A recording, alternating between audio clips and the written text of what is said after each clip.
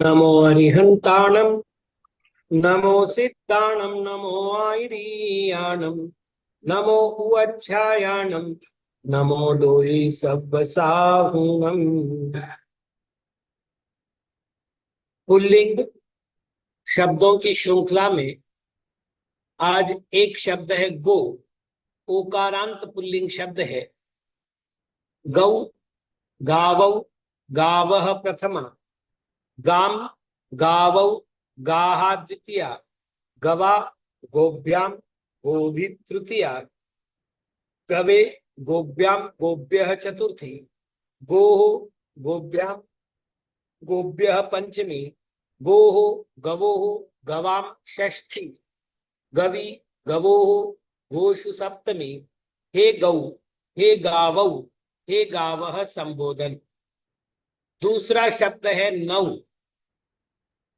नौ, नावौ, नावः प्रथमा।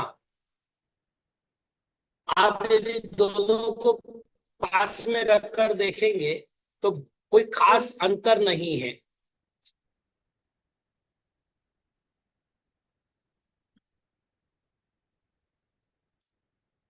अब आप दोनों को पास पास में रखकर देखिएगा, कोई खास अंतर आपको नहीं दिखेगा।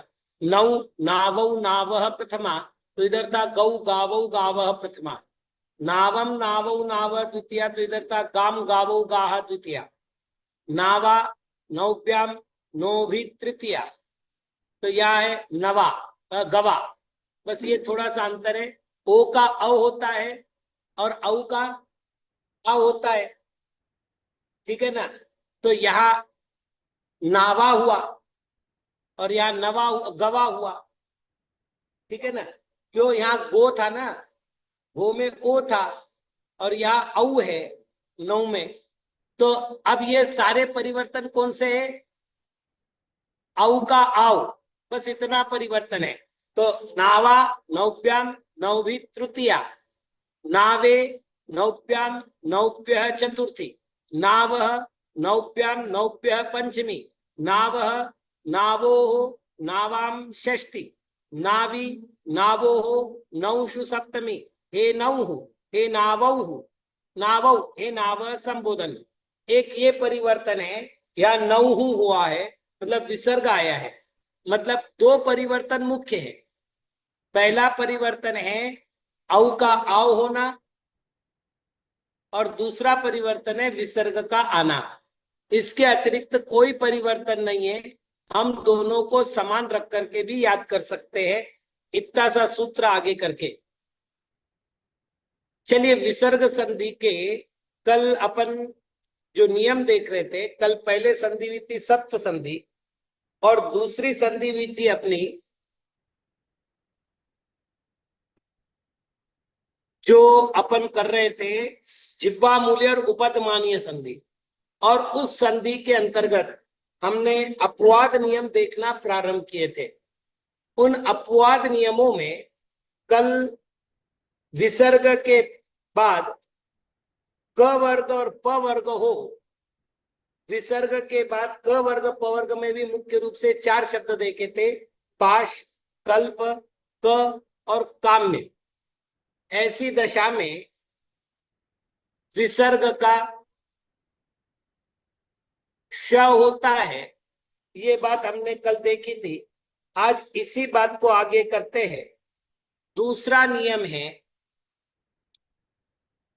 नमः शब्द के आगे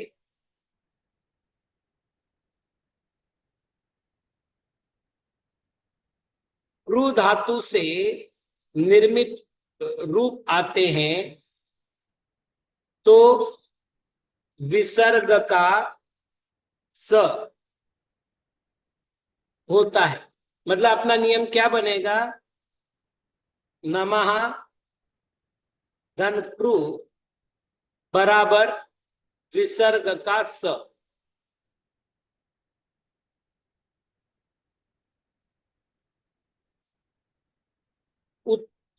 उदाहरण ले लेते हैं।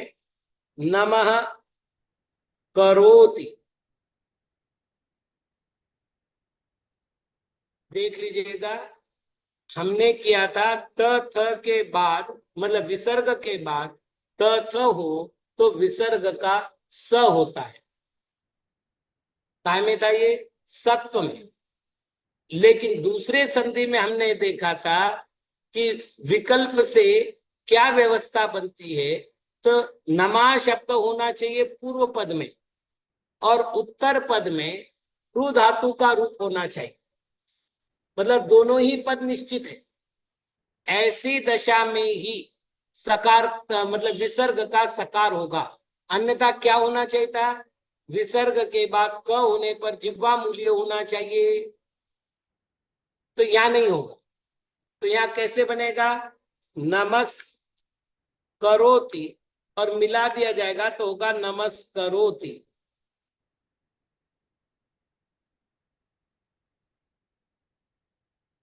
यहां नियम है, विकल्प नहीं है। नमा शब्द के स्थान पर यदि पूरा शब्द है तो भी विसर्ग का स होगा, यदि क्रू धातु के रूप हो तो। मतलब पूर्व पद पुरः और उत्तर पद क्रू धातु से निर्मित हो। जैसे ये नियम कैसे बना अपना? पुरः धन क्रू, ठीक। जैसे पुरः धन कारः, नियमानुसार क्या होना चाहिए था? विसर्ग के आगे क आने के कारण या तो पुरस्कारी रहता या जिह्वा मूल्य हो जाता। अपवाद नियम होने के कारण से सकार आ रहा है, तो सकार आ रहा है तो हो जाएगा पुरस धनकारः पुरस्कारः।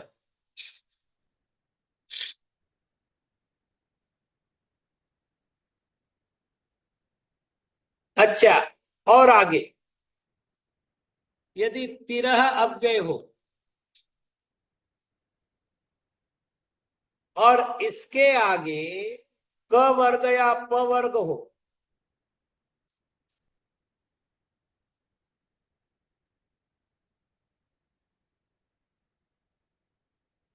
तो विसर्ग का स।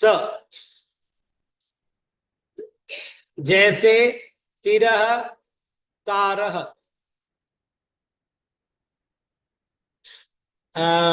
पाणिनि व्याकरण के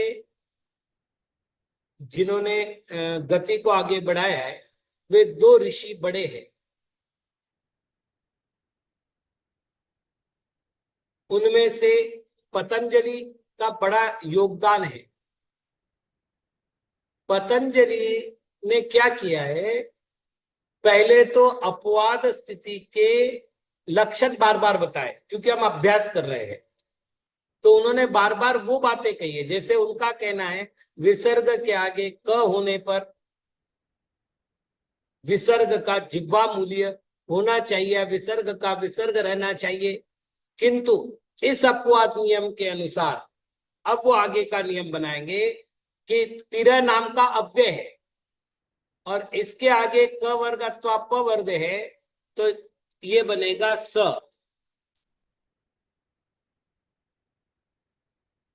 अच्छा, आप देखिएगा, यदि लोक भाषा अपन देखते हैं, मतलब जिनको व्याकरण भी नहीं आता, ऐसे लोगों को भी अगर आप देखते हैं तो नमस्कार ही बोलेंगे, पुरस्कार ही बोलेंगे, तिरस्कार ही बोलेंगे, मतलब बोला यही जाता है। भले ही व्याकरण का नियम ज्ञात नहीं हो, बोलने में यही आता है, ठीक। अगला नियम है अकार के बाद विसर्ग हो,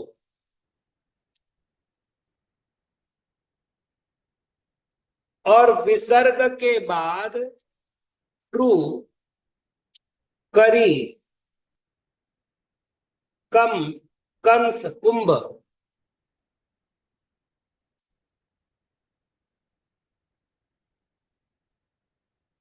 पात्र, कुशा, परनी,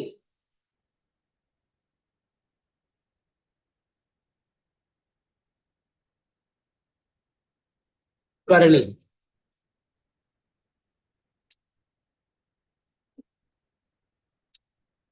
ये शब्द हो तो विसर्ग का स होता है।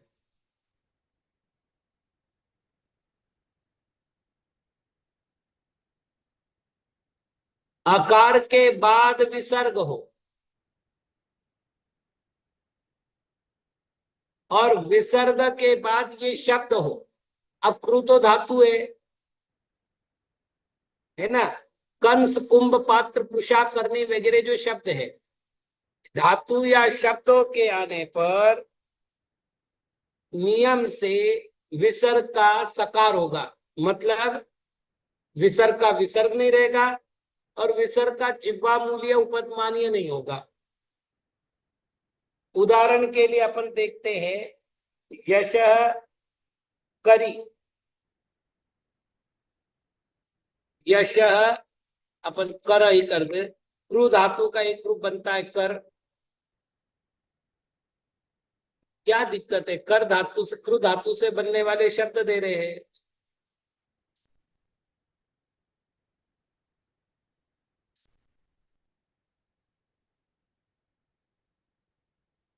ऐसे ही बाकी कर लो, यशस्कम, यशस्कंस, अयक कुंभ, है ना। जैसे अयह किया और कुंभ शब्द लिया, ठीक। नियमानुसार क्या होना चाहिए, जिह्वा मूल्य या विसर्ग, लेकिन क्या हो रहा है, अयस।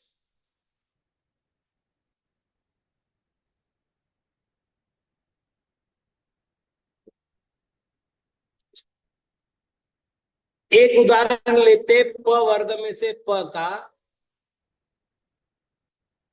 अयस पात्र।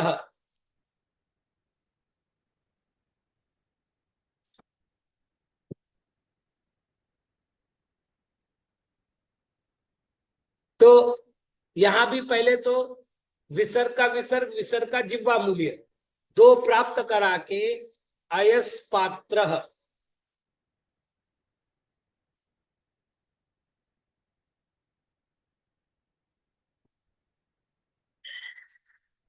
ठीक है।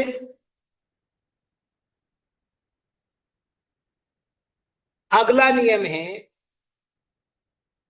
यदि अधः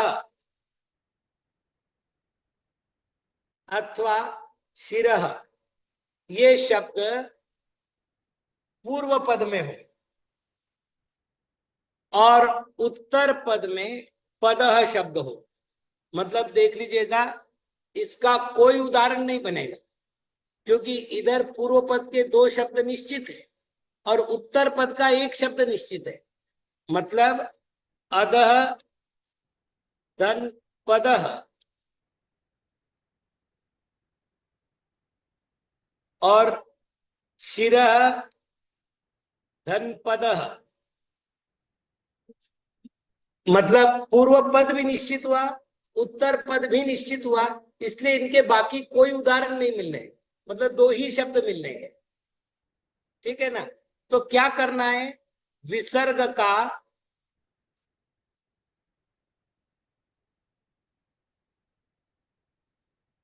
यहां भी वही कर लो, विसर्ग के बाद यदि पवर्ग हो तो विसर्ग का उपदमानीय होता है अथवा विसर्ग का विसर्ग रहता है। ऐसा न करके, चूंकि पूर्व पद में अध है, पूर्व पद में सिर है, उत्तर पद में पद है, अतः इस दृष्टांत में मात्र विसर्ग का स ही होगा, दूसरा कोई विकल्प नहीं होगा, इसलिए अध।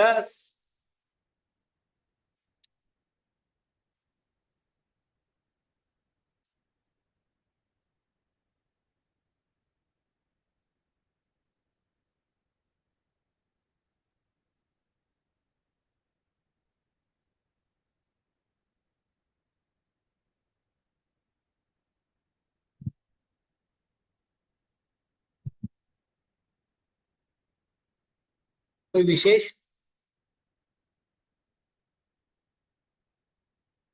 चलिए आगे बढ़ते। अब संस्कृत में एक व्यवस्था और है, वो व्यवस्था है गणपाठ। ये थोड़ी सी बात मैं आपको समझा दूं, भविष्य में भी बड़ा उपयोग होना इसका। गण यानी होता है समूह, इसलिए गण के दो भेद होंगे यहां, शब्द गण और धातु गण।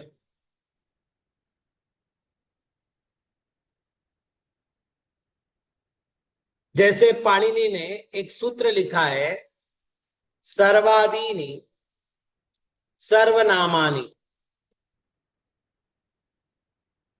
तो ये जो सर्वादि गण है, इसमें जितने शब्द है, सर्व विश्व उब उभय डतर डतम कतर कतम अन्य अन्यतरम त्व त्वत् नेम इत्यादि जितने शब्द है उनको ग्रहण करना है। प्रश्न है कि हमें कैसे पता चले, तो इन्होंने गणपाठ दिया है। पाणिनि व्याकरण में एक व्यवस्था बनाई गई गणपाठों की,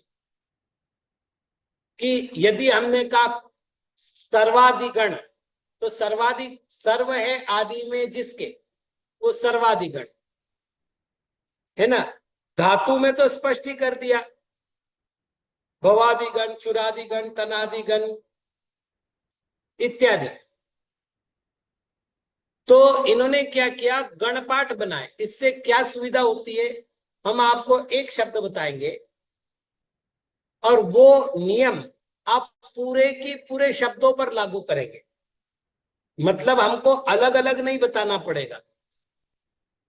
हाँ जी, जैसे मैंने कहा चुरादी गण में यह का आगम होता है, तो हम रूप बनाएंगे चोरयति, चोरती नहीं बनाएंगे। जैसे भू शब्द है, इसका भवती बनता है, तो उन्होंने कहा चुरादी गण की अगर धातु हो तो पहले तो गुण होगा, उसके बाद य का आगमन होगा, और उसके बाद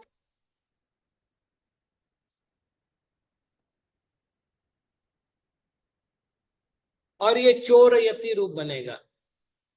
तो इसकी जो प्रक्रिया है उन्होंने बहुत स्पष्ट कर दी है। अब मैं इसमें कई सारी धातुएं हैं, प्रत्येक धातु का नाम लूं, इसकी प्रक्रिया ऐसा करो ये बताऊं, तो कठिन हो जाएगा। तो विषय साम्य बनाने के लिए या समान विषय को सुलभता से समझाने के लिए एक वैज्ञानिक प्रक्रिया अपनाई गई, और जो जो समान है उनका एक संघ बना दिया गया, और उन संघों के आधार पर इस सारे पाठ को रखा गया। मैं ये बात यहां क्यों बता रहा हूं कि शब्दों के गण में एक गण आता है कस्क गण, क्योंकि कस्क गण में कस्क पहला शब्द है, इसलिए इसको कहेंगे कस्कादि गण।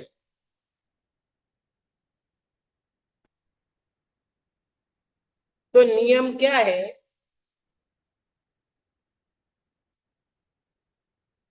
तो अवर्ण हो, अवर्ण का अर्थ क्या हुआ, अ और आ, ये पहले देख चुके हैं। वर्ण ग्रहणे सवर्ण ग्रहणम और कार ग्रहणे केवल ग्रहणम। वर्ण कहूंगा, मान लो मैंने अवर्ण कहा, तो आ दो वर्ण स्वर आएंगे, और यदि मैंने कार कहा तो अकार अ आया, आकार आ आया, बस एक ही आएगा। तो वर्ण ग्रहण है सवर्ण ग्रहणम, कार ग्रहण है केवल ग्रहणम। तो विसर्ग हो उसके पहले अ अथवा आ हो, अर्थात अवर्ण हो, और विसर्ग के बाद कस्तादि गण का शब्द हो,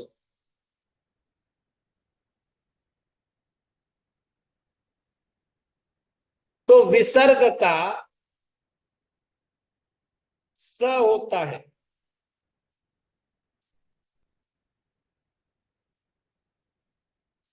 नहीं अभी बाकी आएंगे ना, ये तो एक तरह के नियम एक साथ ले रहे हैं अपन। उदाहरण के लिए कह धन कह,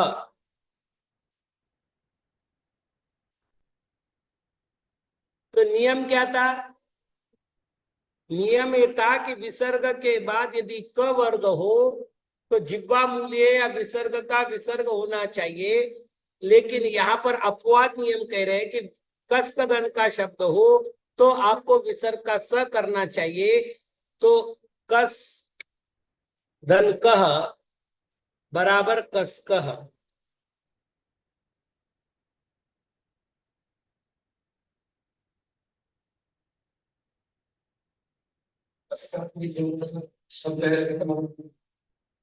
मैंने आपसे कहा इनके शब्द दिए हुए हैं, निश्चित शब्द है। जब मैं गण पाठ, देखो कुछ बातें जो है ना, मैं आपको यहाँ पढ़ाना नहीं चाहता। जैसा ही अपना ये प्रकरण होता जाएगा, मैं प्रयत्न करूंगा जैसे कस्कादिगण शब्द आया, कस्कादिगण के शब्दों में लिख कर दूं, उतना टाइम मेरा यहाँ बचेगा, है ना। 10-20 शब्द मैं अभी लिखवा दूं, उसमें टाइम लगे, उसकी बजाय कस्कादिगण में कौन कौन से शब्द आते हैं, जब पीडीएफ भेजूं तो उसको भी साथ में भेज। तो कुतः धन कुतः, अ के बाद विसर्ग है, विसर्ग के बाद कस्कादिगण का कुतः शब्द है। नियमानुसार क वर्ग होने से या तो विसर्ग का विसर्ग होना चाहिए था अथवा विसर्ग का जिह्वा मूल्य होना चाहिए था।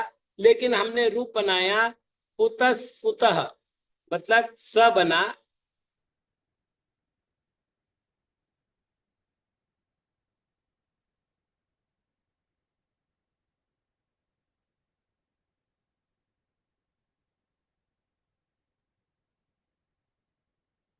अगला जैसे है शून धन कर्ण,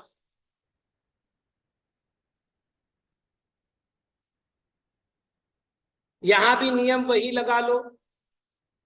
मतलब अब बार बार अपन अपवाद नियम की चर्चा नहीं करेंगे, सीधी सीधी बात करते हैं कि यहाँ भी क आया है तो जिह्वा मूल्य और विसर्ग दो विकल्प है, उसको बाद करके सुनस कर्ण।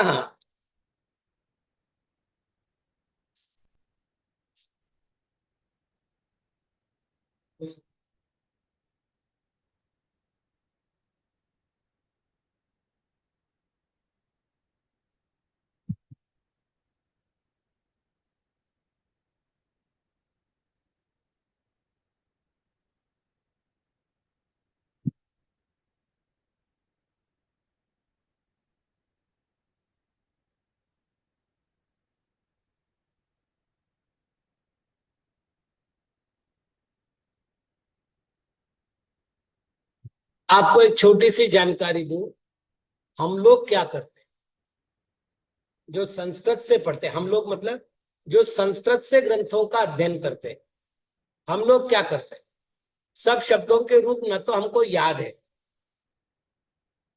जिसमें लाखों शब्द हो, लाखों शब्द कौन याद करे। हजारों शब्द ऐसे जो हमारे प्रयोग में आते ही नहीं है, क्वचित कदाचित किसी एकाध शास्त्र में आया।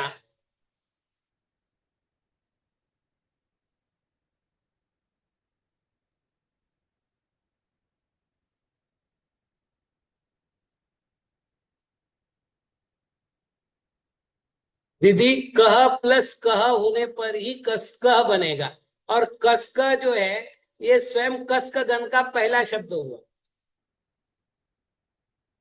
कह प्लस कह, कसकह, कुतस कुतः, शूनस कर्ण, भास्कर। चलिए, मूल बात मैं कह रहा था कि हम लोग क्या करते हैं। अब कोई हमसे पूछे कि भास्कर का अर्थ क्या, अब ये तो खैर लोक प्रचलित शब्द है ना, तो सामान्य अर्थ सूर्य कर लेते हैं, लेकिन भास्कर का अर्थ सूर्य ही क्यों है? तो भा शब्द का अर्थ होता है कांति, द्युति, प्रकाश, ज्योति, दीप्ति। इसको जो करता है उसको भास्कर कहते हैं। ऐसे आप देखो, सहस्त्र रश्मिम दूरे सहस्त्र किरण कुरुते प्रभैव, तो सहस्त्र किरण। अब सहस्त्र किरण को हमने क्या किया, अब देखना, सहस्त्र है किरण जिसकी, ऐसा वह सूर्य।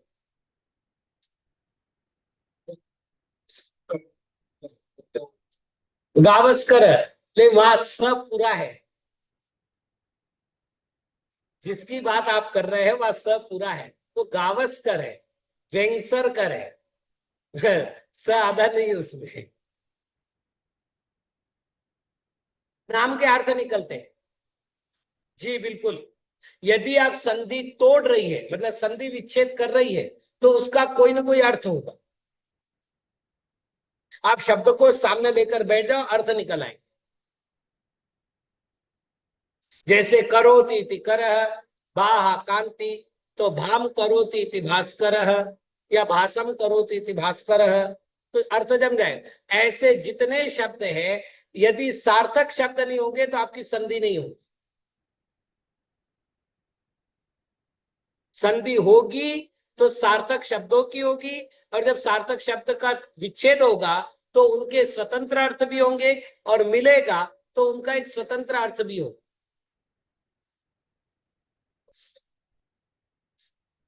स पूरा है, आप देख लेना,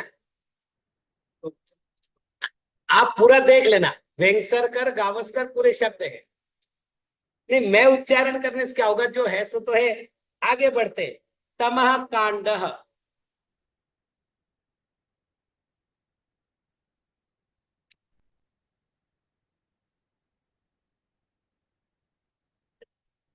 तो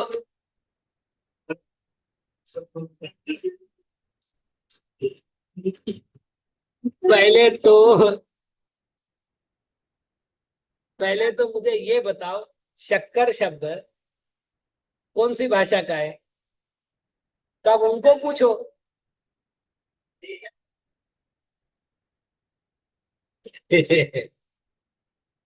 तमस्कांड।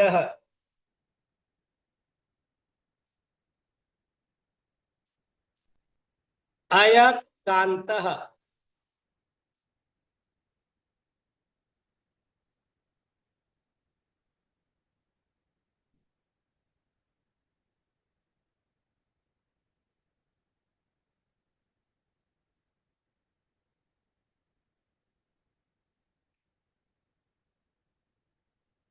सत्य काल।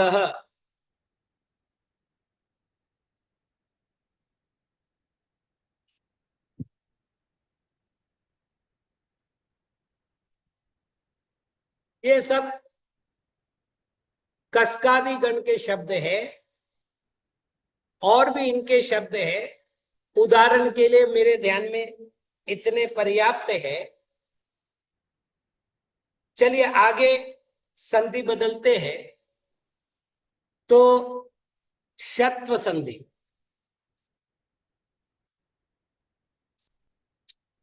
थोड़ी सी चर्चा यहां पर आवश्यक है। हमने एक शब्द पहले अपन पहले देख चुके, उसी को मैं लेता हूं, रामः टीकते। यहां क्या था, रामस टीकते, और फिर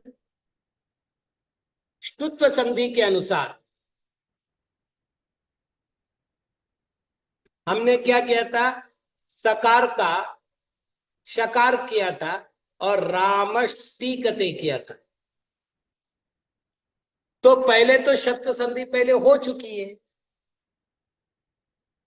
जब रामष्टीकते उदाहरण हमने देखा, तो शब्द संधि तो हो चुकी है, तो कहीं ये भ्रम उत्पन्न नहीं हो जाए, इसलिए हमें थोड़ा सा यहाँ पर एक ध्यान रखना है। शत ष्टुत्व नाम की जो संधि थी, पहले पूरी बात, उसमें तीन शब्द प्रमुख थे। इधर सकार हो, मतलब पूर्व पद में सकार हो, और उत्तर पद में शकार हो या ट ठ हो,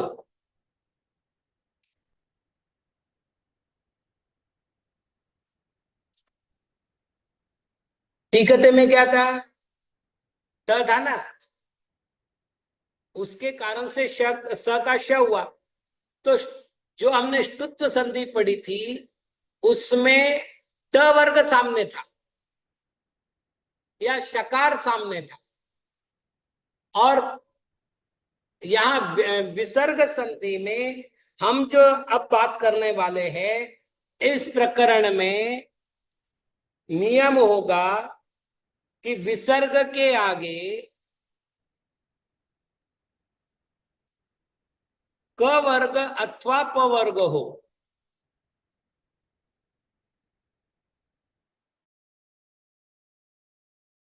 चल रही है वो यहां पर क वर्ग अथवा प वर्ग हो तो ही शकार का सकार होगा, विसर्ग का शकार होगा। इसको कहेंगे शब्द संधि। यहां मैं वापिस एक बार क्लियर कर दूं, एक शब्द संधि हमको मतलब स्तुत्व संधि हमको पहले जा चुकी है व्यंजन संधि में, उसमें हमने विसर्ग का या सकार का शकार किया था, लेकिन वहां उत्तर पद में क्या था, या तो शकार था या टकार था या ठकार था। और अब जो हम शत्व की बात करने वाले हैं उसमें विसर्ग के बाद क वर्ग अथवा प वर्ग है।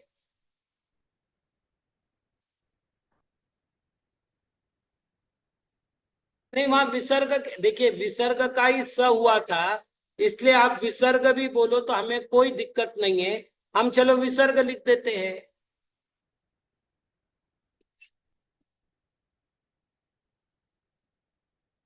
आप देख लीजिएगा, जैसे वहां अपन ने किया था कह षंढ, तो अपन ने किया था कश षंड,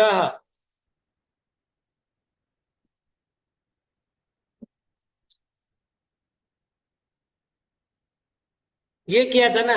तो वहां विसर्ग के बाद क्या था, शकार था। और एक रामष्टिकते अपन ने उदाहरण देखा, ये यहाँ विसर्ग के बाद ट वर्ग है, लेकिन हम जो आप बात करने वाले हैं वो विसर्ग के बाद क वर्ग अथवा प वर्ग होगा। तो दोनों संधि में अंतर समझ में आया। अब इस संबंधित चर्चा समय मिलने पर करेंगे। ओम नमः।